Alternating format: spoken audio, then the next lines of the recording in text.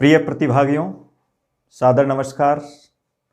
आज की इस कक्षा में हम विसर्ग संधि को आगे बढ़ा रहे हैं।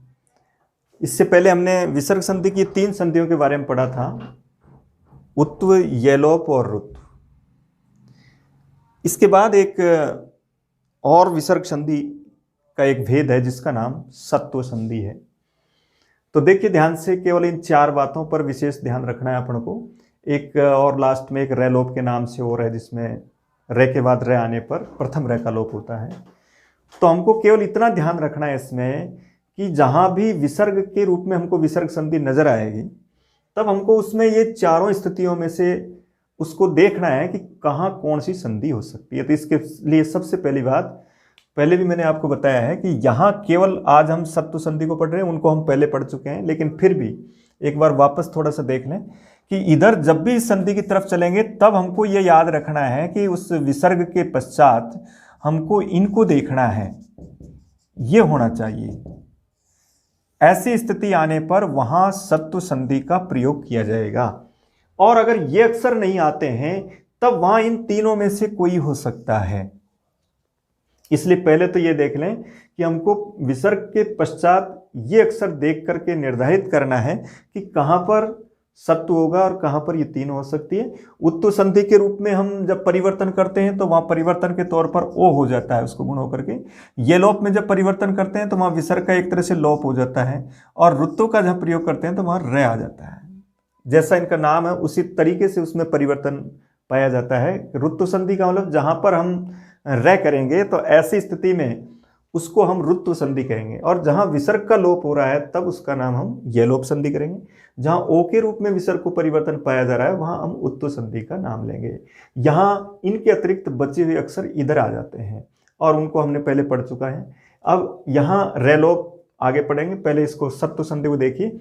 अब वैसे तो ये सूत्र है विसर्जनीय से, यानी विसर्ग के स्थान पर स होता है, खर परे रहते, सामान्य सी बात है। और लघु सिद्धांत कौमुदी सभी जो पुस्तकें हैं उनमें एक उदाहरण मात्र लिखा रहता है, विष्णु प्लस त्राता, विष्णु त्राता, वहाँ विसर्ग को स हो जाता है। लेकिन थोड़ा सा इसको आजकल के प्रतियोगिताओं के कंपटीशन की दृष्टिकोण से उसको थोड़ा सा डिटेल से पढ़ना जरूरी है, क्योंकि सभी तरह के उदाहरण उसमें शामिल होते हैं। इसलिए इस सूत्र को, यानी इस सत्व संधि को पढ़ने के लिए हमने इसको 3 भागों में बांटा है। इसके जो खर वर्ण है, ये 13 अक्षरों को 3 भागों में विभाजित करते हम इस सत्व संधि को पढ़े तो हम पूरे उदाहरणों को आसानी से समझ सकते हैं। अन्यथा गलत हो सकता है कि कहीं जहाँ विसर्ग सत्व की आवश्यकता है वहाँ सत्व नहीं होता है, विसर्ग ही रहता है। इसलिए हम याद रखें कि यहाँ पूरे ये 13 अक्षर 3 भागों में विभाजित करते हम इस संधि को पढ़ रहे हैं, और इस तरह से पढ़ने से पूरे उदाहरण हमारी दृष्टिकोण में हम उसको आराम से राइट कर सकेंगे। जैसे यहाँ हम सिर्फ ये 6 अक्षर लेते हैं और इसके बाद हम ये 3 अक्षर लेते हैं, और इसके बाद वो 4 अक्षर कैक है और पैफ है। तो विसर्ग संधि की सत्व संधि पढ़ने के लिए जो सत्व संधि के निमित्त इधर जो वर्ण पाए जाते हैं वो ये 13 वर्ण होते हैं। 13 को भी सुविधा के दृष्टिकोण से, पढ़ने की सुविधा से हम उनको 3 भागों में बांटते हैं, ताकि हम सभी उदाहरणों को आसानी से पढ़ सकें, समझ सकें, उनका संधि विच्छेद कर सकें, और संधि से संधि विच्छेद और संधि विच्छेद से संधि पद बना सकते हैं। तो आप ध्यान रखिए, पहले ये जो 6 वर्ण हैं, इन 6 वर्णों के साथ ये सत्व संधि नित्य होती। नित्य से तात्पर्य हमेशा इनसे पहले वाले विसर्ग को स करना है, इसका मतलब ये नित्य सत्व संधि है। और नित्य सत्व संधि के साथ विसर्ग के स्थान पर हमको स करना है अनिवार्य रूप से। अब यहाँ इसके बाद दूसरी स्थिति यह है कि ये जो 6 है, इसके साथ विसर्जनीय से सूत्र तो सही करता है, लेकिन इसके साथ इष्टुत्व होकर के उनके साथ हम इसके साथ परिवर्तन के तौर पर इसको तालव्य स के रूप में लिखते हैं। और इसी तरह ट ठ में भी होता तो यही सत्व है, स विसर्जनीय से स, लेकिन त और ठ के साथ इष्टुत्व होकर के ये मूर्धन्य से होता, त थ के साथ दंत्य होता है। यानी विसर्ग के बाद ये 6 अक्षर आने पर नित्य सत्व संधि करनी है। साथ ही चैछे के साथ हमको तालव्य स करना है, टैठे के साथ हमको मूर्धन्य स करना है, तैथे के साथ हमको दंत्य स करना है। जैसे देखिए एक उदाहरण, इसमें मैंने एक उदाहरण लिखा, पुनः च। अब सीधा उत्तर देखो, विसर्ग देखते ही विसर्ग संधि, अब विसर्ग संधि आते ही चारों तरफ हमारी स्थितियां, लेकिन सीधा प्लस के बाद च पहला अक्षर, इसका मतलब सत्व संधि, और वो भी कैसी, नित्य यानी अवश्य विसर्ग के स्थान पर हमको स करना है और च के साथ इष्टत्व वाला स करना है। तो ये पुनश्च। इसी तरह लिखा जैसे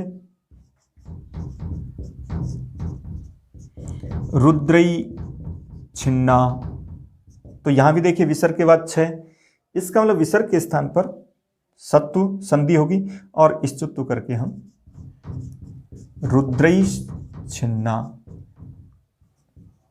इस तरह का प्रयोग बनाएंगे। इसी तरह जैसे कै चित अर्थात कश्चित, स के साथ तालव्य से, चैछे के साथ तालव्य से। इसी तरह देखिए टैठे के साथ मूर्धन्य स का प्रयोग करेंगे, जैसे राम है टीकते अर्थात रामस टीकते। विसर्ग के पश्चात ट है यानी पहला अक्षर, इसका मतलब नित्य सत्व संधि होगी, लेकिन उसके स्थान पर इष्टुत्व होकर के रामस टीकते इस तरह का प्रयोग करेंगे। इसी तरह जैसे धनु टंकार अर्थात धनुष टंकार। विसर्ग के पश्चात ट आ रहा है, इसका मतलब विसर्ग के स्थान पर सत्व संधि नित्य होगी और उसको इष्टुत्व होकर के धनुष टंकार। अब दोनों उत्तर मांगे जाते हैं, इनमें पूछा जाता है रामस टीकते में कौन सी संधि है, ऑप्शन के ऊपर निर्भर करेगा। अगर उसमें आ जाता है अचहल विसर्ग, तब ऐसी स्थिति में सबसे पहले हम विसर्ग संधि का प्रयोग करेंगे, सबसे पहले विसर्ग को राइट करेंगे। उसके बाद अगर कोई व्यंजन संधि के भेद आ जाते हैं जैसे इष्टुत्व इष्टुत्व आदि, तब हमको इष्टुत्व करना है। कभी कभी इस तरह के भी ऑप्शन मांग लिए जाते हैं कि जिसमें दो दो राइट होते हैं, तो उसमें सी ऑप्शन में जैसे लिखा रहता है दोनों सही दोनों गलत, तब हम दोनों राइट करेंगे। दोनों है, इष्टुत्व भी है और विसर्ग संधि भी है, वहाँ विसर्ग के स्थान पर हम स का प्रयोग करते हैं। इसी तरह से देखिए स के रूप में जैसे प्रयोग करते हैं हम, जैसे विष्णु त्राता अर्थात विष्णु त्राता। त्राता का प्रथम वर्ण तय है और तय के रूप में विसर्ग के स्थान पर दंत्य स का प्रयोग करेंगे। इसी तरह से एक है जैसे बालक है तरती अर्थात बालकस तरती, विसर्ग के स्थान पर स का प्रयोग करेंगे। तैथे के साथ दंत्य स का प्रयोग, टैठे के साथ मूर्धन्य स का प्रयोग, चैछे के साथ तालव्य स का प्रयोग करेंगे। इसके बाद तो देखिए इसमें आप समझ गए होंगे, इन 6 अक्षरों के साथ विसर्ग के स्थान पर नित्य सत्व संधि होती है।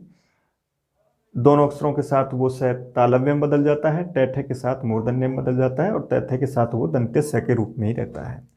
दूसरा जो हम इसको ऑप्शन पढ़ रहे हैं, दूसरा स, इसके साथ विसर्ग के स्थान पर विसर्ग भी होता है विकल्प से, विकल्प से विसर्ग के स्थान पर विसर्ग होता है। इसका मतलब एक बार उसके स्थान पर स भी होता है सत्व संधि।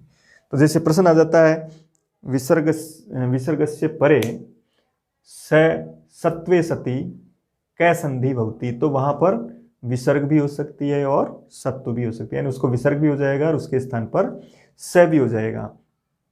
अब इसके उदाहरण पढ़ रहे हैं हम, स के रूप में हम इसका उदाहरण देख रहे हैं। देखिए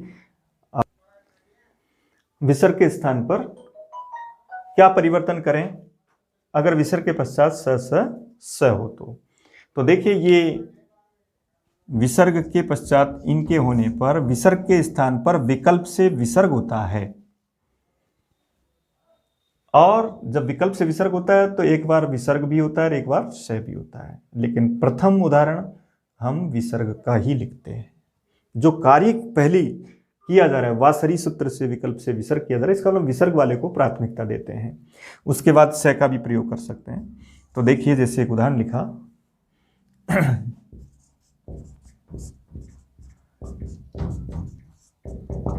मनस शब्द है और मनस शब्द का सप्तमी के बहुवचन में सु जुड़ता है उसमें सुप प्रत्यय के रूप में।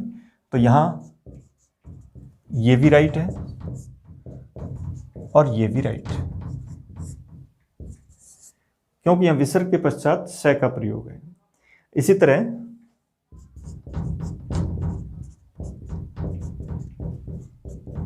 जैसे निसंदेह, तो प्रथम रूप में निसंदेह और वहां निसंदेह। विसर्ग के स्थान पर विसर्ग भी और विसर्ग के स्थान पर स का प्रयोग भी किया जा सकता है। इसी तरह से निसंतान,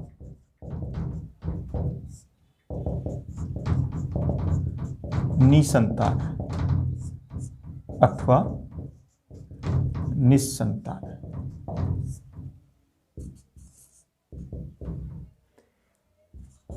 इसी तरह जैसे दु साहस, दुस्साहस, दुस्साहस। देख रहे हैं हम विसर्ग के पश्चात स है, इसका मतलब विसर्ग को विसर्ग भी और विसर्ग के स्थान पर स भी होता है। दोनों का प्रयोग हम कर सकते हैं। एक है जैसे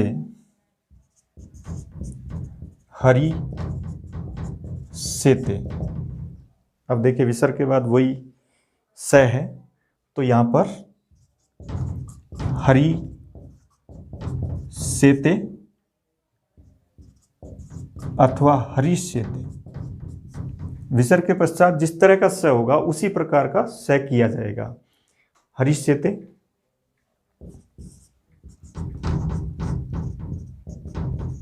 एक है जैसे निशुल्क,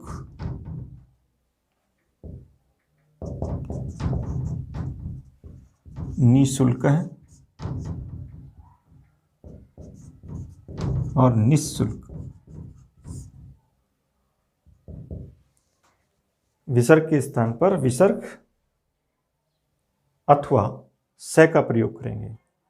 इसी तरीके से मूर्धन्य स के रूप में जैसे राम है, षष्ठ है, रामस षष्ठ है अथवा राम षष्ठ है।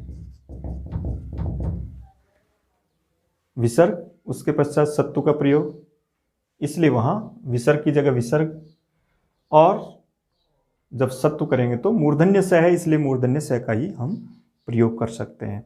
तो जहां भी इस तरह के कोई उदाहरण हो उनमें आपको इस तरीके से प्रयोग करना है। कुछ ऐसे सिद्धांत कौमुदी के आधार पर कुछ अलग तरह के उदाहरण आए, जिसमें कई बार ऐसा भी होता है कि जैसे विसर्ग के स्थान पर स नित्य भी होता है, अपवाद के दृष्टिकोण से ऐसे भी पाए जाते हैं। लेकिन यह मुख्य इन परीक्षाओं के रूप में वासरी और विसर्जनीय से सूत्र दोनों का सहारा लेते हुए पहला और दूसरे उदाहरणों को, दूसरे तरह के उदाहरणों को हम इस तरीके से पढ़ सकते हैं, यानी इनमें आपको इस तरह का प्रयोग करना है।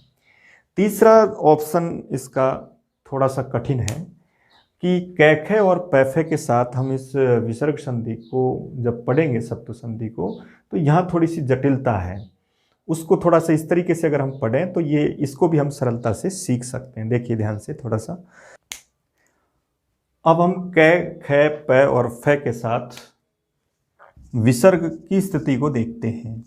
जहां पर इस स्थिति में विसर्ग संधि होगी, जहां सत्व संधि का यह प्रकरण होगा, वहां जरूर कठिनाई है। उसको आपको इस तरीके से पढ़ना है। सबसे पहली बात कि ऐसी स्थिति आने पर ये तीन तरह की स्थितियां पाई जाएगी।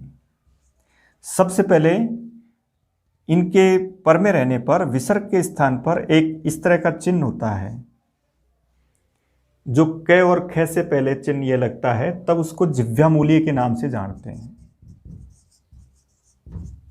और प और फे के साथ जब ये होता है तो उसको उपदमानीय के नाम से जानते हैं। दूसरी स्थिति में उसकी जगह विसर्ग होगा और तीसरी स्थिति में उसकी जगह से भी होगा। तो ये थोड़ा सा कठिन है। अगर हम इसको केवल इतना ही पढ़ें कि भाई कै ख पै फे होने पर विसर्ग के स्थान पर जिह्वामूलीय या उपदमानीय होते हैं, तब हमको कुछ ऐसे भी प्रयोग मिलेंगे जहां विसर्ग भी। तो पहला नियम तो यही कहता है कि विकल्प से जिह्वामूलीय उपदमानीय होते हैं। अब विकल्प का मतलब यह है कि जब ये होगा तो ऐसी स्थिति में उसको विसर्ग का प्रयोग भी होगा। तो ये दोनों तो साथ साथ हो गए कि इनके साथ ये और ये समानांतर चलेंगे, ये भी होगा और ये भी होगा। तो यहां तक तो समझ में है कि इसको देखो और ये दो स्थितियां बनाओ। लेकिन अब ये है कि कहाँ कुछ ऐसे स्थान है जहां इनका ही प्रयोग होता है, लेकिन कुछ ऐसे स्थान है जो उसकी जगह पर इसका भी प्रयोग होता है। तो ये दुविधा से युक्त है कि कैसे हम समझें कि से कहाँ होगा, क्योंकि इसके लिए इसका मुख्य नियम तो ये है कि ये जब भी हम पढ़ेंगे, जैसे मान लो एक उदाहरण मैंने पढ़ा, जैसे भृत्यः करोति। अब पूछा जाएगा कि भृत्य करोति क्या होगा इस विसर्ग के स्थान पर। तो अब हम सीधा देखें कि विसर्ग के बाद क्या है, कै। तो कै होने का पहला नियम है या ये अथवा ये, अर्थात ये भी राइट है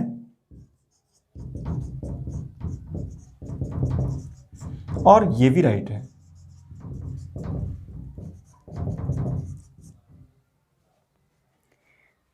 लेकिन इसमें हम से नहीं कर सकते, क्योंकि ये मुख्य नियम के रूप में। तो सबसे पहले तो यही याद रखें कि विसर्ग के पश्चात कै ख पै फे आने पर विसर्ग को जिह्वामूलीय उपदमानीय अथवा विसर्ग होता है। ये चीज तो एक तरह से इसमें अपवाद मानी जाएगी, कुछ निश्चित जगह होगी जहां ये किया जाएगा, बाकी सब जगह हम ऐसा करेंगे। जैसे एक लिखा कै पचती, इसका मतलब उत्तर होगा कै पचती अथवा कै पचती। यहां से नहीं कर सकते। इसी तरह से एक लिखा जैसे गुरु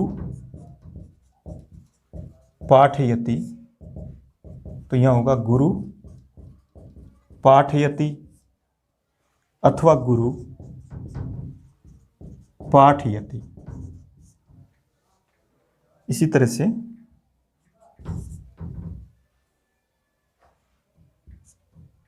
जैसे लिखा वृक्ष फलति, अर्थात वृक्ष फलति या फिर वृक्ष फलति। एक है जैसे कै खनति, तो कै खनति अथवा कै खनति। समझ गए कि विसर्ग के स्थान पर या तो जिह्वामूलीय उपदमानीय का चिन्ह लगाएं अथवा विसर्ग करें, ये चार अक्षर विसर्ग के बाद होने पर। इस कारण से हम सत्व संधि को 3 पार्टों में पढ़ते हैं ताकि ये सरलता से समझ सकें।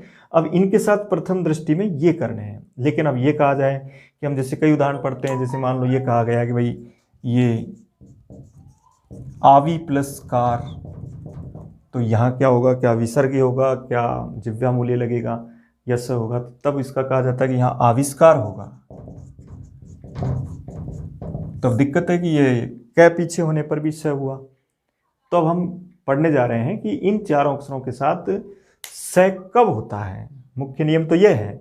अब हम पढ़ रहे हैं कि स किस जगह पर किया जाता है, उसके क्या क्या ऑप्शंस हो सकते हैं, कहाँ कहाँ पर इसको स के रूप में करेंगे। तो अब देखिए स के रूप में हम पढ़ते हैं, तो स के उदाहरण पढ़ रहे हैं कि कहाँ कहाँ पर स किया जाता है। के स्थान पर स कब होगा कै ख पै फे के साथ, तो इसमें भी 3 बातें याद रखें। एक तो ये 4 शब्द याद रखें, पास, कल्प, कै और काम।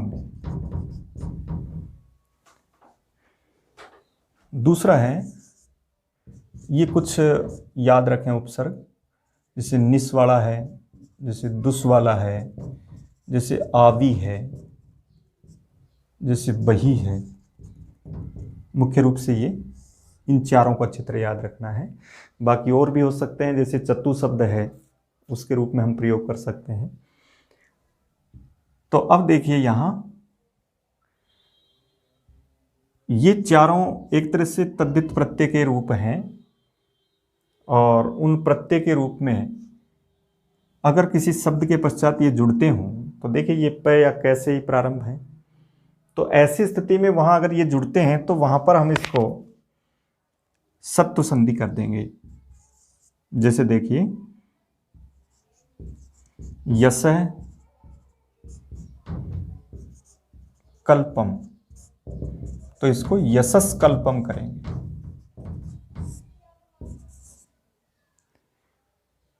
ये तद्धित प्रत्ययों के रूप में ये शब्द अगर किसी शब्द के पश्चात जुड़ते हैं तो वहां पर हम उस विसर्ग को स करेंगे इन चारों अक्षरों की। तो इसमें दो ही अक्षर हैं, क और प के रूप में। इसी तरह जैसे लिखा सर्पी पासम, सर्पिस पासम। एक लिखा जैसे धनु कै, धनुष कै। एक है जैसे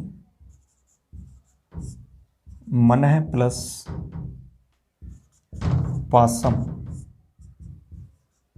मनस पासम।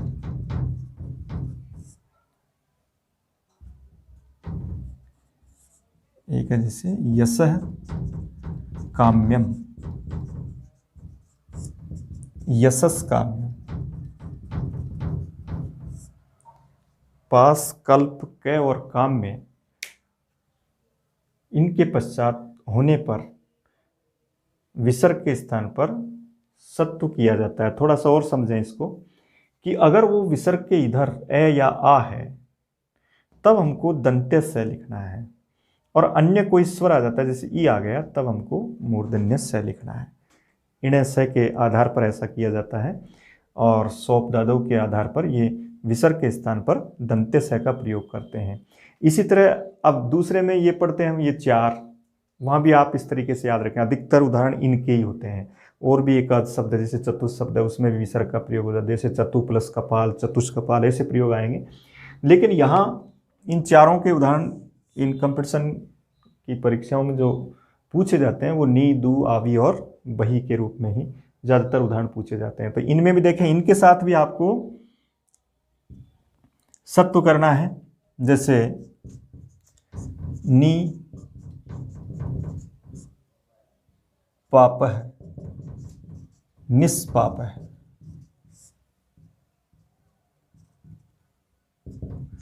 जैसे नी फलय, निष्फलय। इनके साथ विसर्ग के स्थान पर सत्व करना है। इनमें जिह्वा मूल्य, उपदमानी आदि का प्रयोग नहीं करते। इनके साथ विसर्ग के स्थान पर सत्व। एक चीज और ध्यान रख लें कि इनमें हमने ये सत्व आदि की जो प्रक्रिया की थी उसमें सब जगह आप मूर्धन्य स देख रहे हैं। मूर्धन्य स का प्रयोग किया जाएगा नी, दू, आवी और बही के साथ। जैसे एक लिखा दू प्लस कृतम, दुष्कृतम।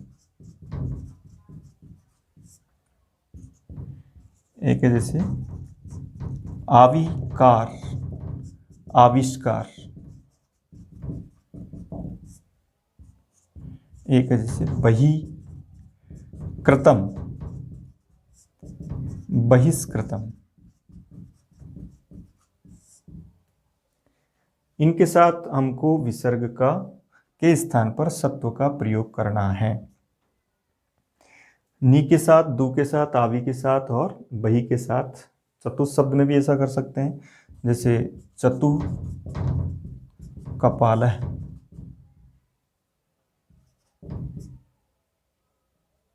चतुष्कपालः। यहां भी विसर्ग के स्थान पर सत्व का प्रयोग करेंगे। तो विशेषकर इनको याद रखें, नी, दू, आवी और बही, इनके साथ मूर्धन्य स का प्रयोग करेंगे। मुहुस भी एक अव्यय होता है लेकिन वहाँ उसका निषेध है, वहाँ विसर्ग का ही हम प्रयोग करते हैं। एक तीसरा ऑप्शन और है इसमें कि ए के पश्चात विसर्ग और उसके पश्चात ये कुछ शब्द निर्धारित किए गए एक सूत्र विशेष से, जैसे करे शब्द लिखा है, कार्य शब्द लिखा है, कम धातु से बनने वाला कोई शब्द जैसे काम शब्द है, जैसे कंस शब्द है, कुंभ शब्द है, पात्र शब्द है, कुश आदि शब्द है और एक करणी शब्द है। ये इतना याद रख लें।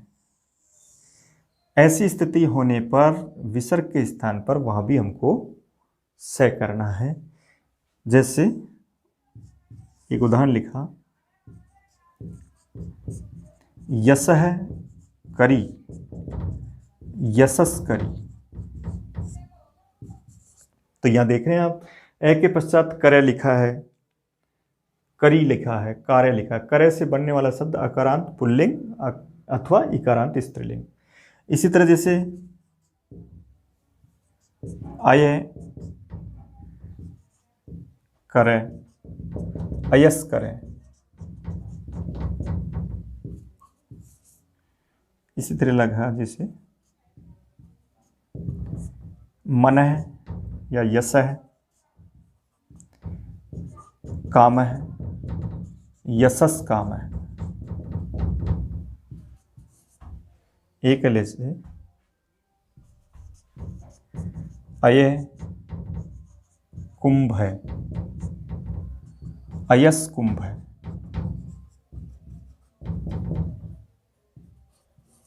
एक है जैसे नमः है, कार है, नमस्कार है। इसी तरह पूरे पुरस्कार है, पुरस्कार है।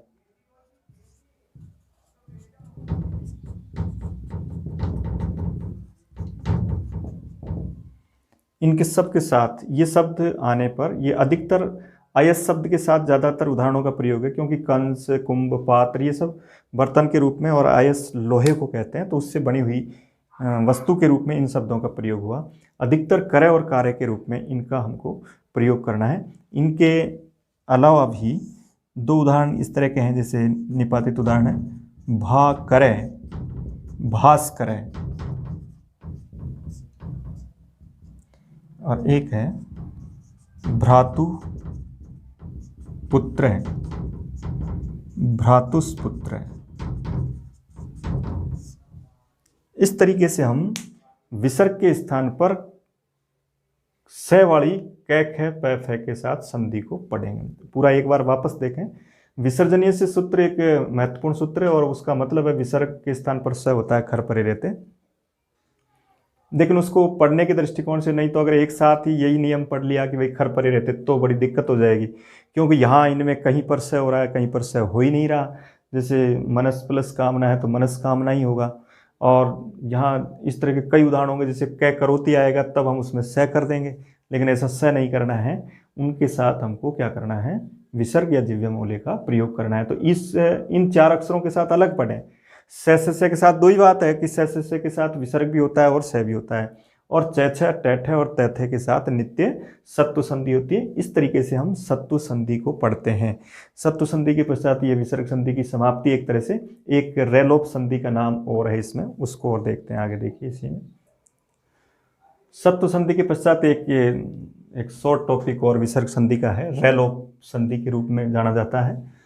यहाँ सीधा सा उत्तर है कि इस तरह की स्थिति आने पर इस प्रथम रे का लोप किया जाता है। अब यह थोड़ा सा ये जरूरी है कि कभी कभी पद को पूरा बना दिया जाता है तो वहाँ विसर्ग भी लिख दिया जाता है, और उस विसर्ग के साथ भी, तो इसका मतलब यहाँ ये भी हो सकता है, इसी तरह यहाँ ये भी हो सकता है। तो अब समझ गए होंगे आप कि हमको तो पदच्छेद में प्लस के बाद रे देखना है। रे देखते ही रेलोप संधि की तरफ चलना है कि इसका मतलब रे आ रहा है, तो इधर स है तो भी उसका लोप हो जाएगा, र है तो उसका लोप हो जाएगा, विसर्ग तो उसका, लेकिन नाम है र लोप क्योंकि र का लोप होता है। स आता है तो स की जगह रू करके उसको र लाया जाता है, विसर्ग आ जाता है तो वापस स के बाद र, इस तरह की स्थितियां होती है। तो उसके आधार पर हम र लोप संधि में ये देखेंगे कि स र अथवा विसर्ग के पश्चात र का प्रयोग है, इसका मतलब वहां हम उस र का स का विसर्ग का लोप कर देना है। और एक परिवर्तन और करना है उससे पहले, इससे पहले जो ये 3 स्वर हैं इनको दीर्घ कर देना है, ये काम करना है इसमें। ये र लोप संधि है। अगर इनके अलावा कोई स्वर है, अन्य स्वर है, तो उनको कोई चेंज नहीं होगा, उसमें कोई परिवर्तन नहीं होगा। इसका नाम शॉर्ट में हम केवल इतना ही लिख सकते हैं। एक शॉर्ट सारणी बनाए विसर्ग संधि, केवल 5 पॉइंट होंगे। उन 5 पॉइंट में ऐसा लिख लें हम, ए ई उ प्लस रे स विसर्ग, ए की जगह आ, ई के स्थान पर दीर्घ ई और उ के स्थान पर दीर्घ उ, और रे का लोप अर्थात स या विसर्ग का लोप होता है। जैसे देखिए एक उदाहरण यहां पढ़ रहे हैं हम, जैसे लिखा निर्रसः। अब सीधा देखना है हमको तो कि प्लस के बाद र है और इधर तीनों में से कोई एक र है, तो अब इस र का लोप करेंगे हम और यहां इस ई को दीर्घ कर देंगे तो ये नीरस बनेगा। इसी तरह जैसे निर्रोग लिखा है तो निरोग हो जाएगा। इसी तरह से निर प्लस रव लिखा हुआ है, नीरव हो जाएगा। इसी तरह से अंतरराष्ट्रीय लिखा है तो रे का लोप कर देंगे, आ कर देंगे, इसको अंतरराष्ट्रीय हो जाएगा। ये शुद्ध शब्द है, ये व्याकरण के दृष्टिकोण से अशुद्ध प्रयोग है, इसको अशुद्ध प्रयोग कहा जाएगा। हिंदी के दृष्टिकोण से भी अशुद्ध है और व्याकरण के दृष्टिकोण से भी अशुद्ध है, जो आजकल इस तरह का शब्द का प्रयोग नहीं होता। हालांकि ये कहा जाए कि अगर ऐसा कोई शब्द लिखा हुआ है तो वो राइट है, क्योंकि इसमें थोड़ा अंतर है। ये रे के बाद रे नहीं है, इसमें रे के अंतर्गत ए भी है, तो ये शब्द राइट है व्याकरण के दृष्टिकोण से। लेकिन ये शब्द अशुद्ध है, इसके स्थान पर ऐसा होना अंतरराष्ट्रीय। इसी तरह से एक है, जैसे मान लो ऐसा लिखा पुनः रमते, तो यहां पुनः रमते ऐसा करेंगे। विसर्ग के रूप में भी प्रयोग किया जा सकता है, जब पद पूरा हो जाता है तो उसको इस तरह से ही लिखा जाएगा और उसके पश्चात अगर रमते शब्द आ जाता है तो इसका मतलब वापस रे की परिकल्पना की जाएगी और वहां रे का लोप करके पुनः रमते हो जाएगा। इसी तरीके से जैसे एक लिखा हरि रम्य, अर्थात हरि रम्य, यहां भी दीर्घ ई को दीर्घ कर दिया जाएगा और यहां पर इसके विसर्ग का लोप यानी रे का लोप, आगे रे आ रहा है। इसी तरह से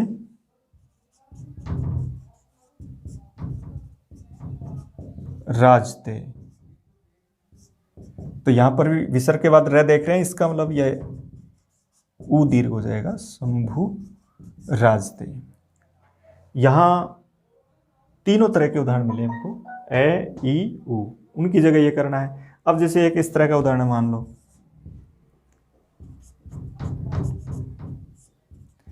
रसई रुद्रई, तो क्या संधि रूप क्या बनेगा? तो निश्चित है पीछे रे देख रहे हैं हम, तो विसर्ग का तो लोप होना ही है, रे का लोप होना है, लेकिन स्वरों में कोई चेंज नहीं होगा। रसई रुद्रई ऐसा लिखा जाएगा, या इसके पश्चात विसर्ग का लोप हो जाएगा और आई के स्थान पर किसी प्रकार का कोई चेंज नहीं होगा। चेंज केवल 3 में होगा, ए ई उ, बाकी में रे लोप संधि ही होगी, उनमें दीर्घ का प्रयोग नहीं करते हैं, इसलिए रसई रुद्रई इस तरह का प्रयोग बनेगा। अब यहाँ देखिए एक थोड़ी सी एक शंका आ जाती है, समस्या आ जाती है कि यहाँ क्या होगा। मनस रथ है या ये लिखा राम है राजते। तो अब याद रखें ये दोनों या इस जैसे बहुत सारे उदाहरण वो सब भी इसी की श्रेणी में आ रहे हैं, लेकिन यहां हम रेलोप संधि नहीं कर सकते। तो इसके लिए केवल एक चीज याद रख लें कि अगर ए के पश्चात रे से या विसर्ग का लोप करना है तो वहां पर उसका ही लोप किया जा सकता है जो शब्द रेफांत होगा, यानी जिसके पीछे रे आएगा। जो शब्द अपने मूल अवस्था में रे से जिसका अंत होता है, ऐसे शब्द में ही रे लोप संधि की जाएगी ए के पश्चात। ई और ऊ में सब जगह हो जाएगी, लेकिन ए के पश्चात सिर्फ वही रे लोप संधि होगी जहां वो शब्द रेफांत होंगे, यानी उनके पीछे रे आएगा। तो अब जैसे कैसे पता लगे कि भाई मनस में तो स्पष्ट दे दिया कि स है, तो ये तो रेफांत है ही नहीं। इसका मतलब या निश्चित रूप से तब जब रे लोप संधि नहीं होती तो वहां जो पहली संधि मैंने पढ़ाई थी आपको उत्तु संधि होती है, यानी इसको ऊ होकर के ओ हो जाएगा और ये मनोरथ होगा इस तरीके से। और इसी तरह से ये रामो राजते होगा, क्योंकि यहां भी जो विसर्ग है वो रे का नहीं है, वो सु के रे का है। इसलिए इनमें आप तो सीधा इसको और सरल तरीके से इस तरह से पढ़ सकते हैं। इतना ये एक लाक्षणिक भाषा है व्याकरण की। आप एक सीधे से तौर पर केवल ऐसे याद रख लें कि अगर हमको ये ए के पश्चात रे लोप संधि सिर्फ इन चार में करेंगे, प्रातः, पुनः, अंतः और स्वः, क्योंकि रेफांत अव्यय 5 एक सनुत्तर नाम का होता है, उसको छोड़ दें, उसका ज़्यादा प्रयोग नहीं है। ये इन चार के उदाहरण ज़्यादा पूछे जाते हैं। तो ऐसी स्थिति में याद रख लें इन चार के साथ ही हमको रे लोप संधि करनी है और उनमें ही हमको दीर्घ करना है, आ करना है। बाकी ए वाले में किसी में भी वहाँ आपको रे लोप संधि नहीं करनी। अब कोई सा उदाहरण है, श्याम है राजते, तो भी श्यामो राजते ही बनेगा क्योंकि वो इनमें नहीं है। लेकिन अगर प्रातः राजते करेंगे तो वो प्रातः राजते बन जाएगा। इसी तरह जैसे अंता राष्ट्रीय। तो एक दो उदाहरण को साथ में रख करके इनको पढ़ें। इसमें याद रखें कि अंतरराष्ट्रीय बनता है, लेकिन मनसरथ मनोरथ होता है, क्योंकि ये ए के पश्चात से रू होकर के उसको उत्तु संधि होती है। तो ये रे लोप संधि है। इनके साथ इनको पढ़ें और इनके अलावा इन चार में आप निश्चित लोप करें, लेकिन बाकी में नहीं करें। ई और ऊ में सब में रे का लोप करें। तो वो सारे उदाहरण इस तरीके से आप कर सकते हैं। ये रे लोप संधि है। लास्ट में 2-4 इस तरह के कुछ और भी उदाहरण इसमें मिलते हैं कि विसर्ग संधि हमेशा सै रे विसर्ग के रूप में होती है। लेकिन एक उदाहरण ऐसा भी है, एक अहन शब्द को भी इसमें लिया गया है। विसर्ग संधि में अहन के न को भी रे और विसर्ग होता है, तो उसके भी 2-3 उदाहरण याद रखें हम। जैसे अहन अह, ये मूल पद हो गया प्रथमा विभक्ति के एक वचन में, और ये मूल शब्द हो गया। तो अब ये अहन शब्द के न को भी, न के स्थान पर भी रे का प्रयोग होता है, इसलिए याद रखें ये भी विसर्ग संधि के उदाहरण होते हैं। तो ये अहर अह। एक दूसरा उदाहरण है जैसे अहन गणय, तो यहां भी अहर गणय। और एक है जैसे अहन निसम, तो यहां भी होगा अहर निशम। इस तरीके से अहन शब्द के साथ भी विसर्ग संधि के, जैसे मान लो ये पूछा जाए कि स रे विसर्ग के अलावा भी ऐसा कौन सा शब्द है जिसके साथ विसर्ग संधि होती है, तो वो शब्द है अहन। अहन के न को भी विसर्ग संधि में शामिल किया गया है, और उसके स्थान पर भी ये 3 इसके मुख्य उदाहरण हैं। जैसे दूरसंचार विभाग का आदर्श वाक्य होता है ना, अहर निशम सेवा महे, तो वहाँ अहन के न को रे होकर के अहर निशम सेवा महे ऐसा रूप बनता है। 2 शब्द और इसमें, एक स और एक एस है। इनमें भी विसर्ग संधि के रूप में ये कहा गया कि इनके स का लोप होता है। तो इनमें स का लोप करना है। कोई भी व्यंजन इनके पीछे आए, किसी भी प्रकार का हल आए यानी व्यंजन, तब वहां हम इसमें हमेशा सुलोप करते हैं, विसर्ग का लोप होता है। इसलिए कभी यह भी पूछा जाए कि संधि की दृष्टि से कौन सा राइट है, स गच्छति राइट है या स गच्छति राइट है या सो गच्छति राइट है या सा गच्छति राइट है। तो क्या ऑप्शन भरेंगे हम? याद रखें दो ही शब्द है, स और एस के पश्चात कोई भी व्यंजन वर्ण आए तब वहां उसके विसर्ग यानी स का लोप होता है, यानी वहां बिना विसर्ग का लिखा जाएगा। इसलिए कहीं भी स और ऐसे लिखें, हम बिना विसर्ग के लिखें।